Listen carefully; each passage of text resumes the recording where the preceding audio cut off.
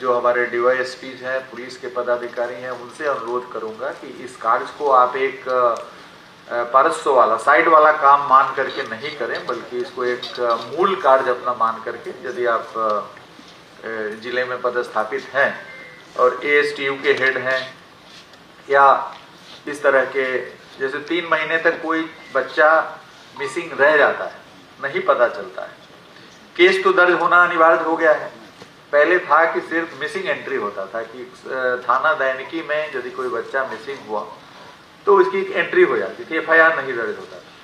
लेकिन अभी हाल के लेजिस्लेशन में जो 2013 में हुआ था, 13 में हुआ था कि 13 के बाद ये आगे आया कि अनिवार्य रूप से आपको प्राथमिकी दर्ज करना है अपहरण का।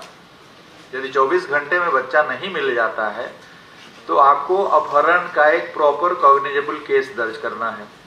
तो जब से ये प्रावधान आया है तब से इस तरह के कांडों में अतिशय वृद्धि हुई है, काफी वृद्धि हुई है।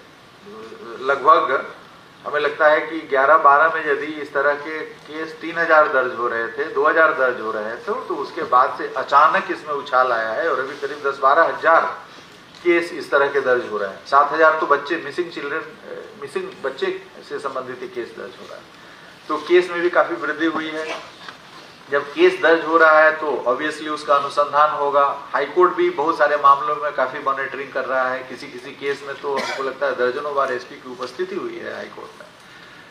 यदि 3 महीने तक बच्चा नहीं बरामद होता है तो केस हैंडओवर हो जाता है एंटी ह्यूमन ट्रैफिकिंग यूनिट में, जो हेडेड बाय DYSP इंस्पेक्टर है, वो अनुसंधान करते हैं।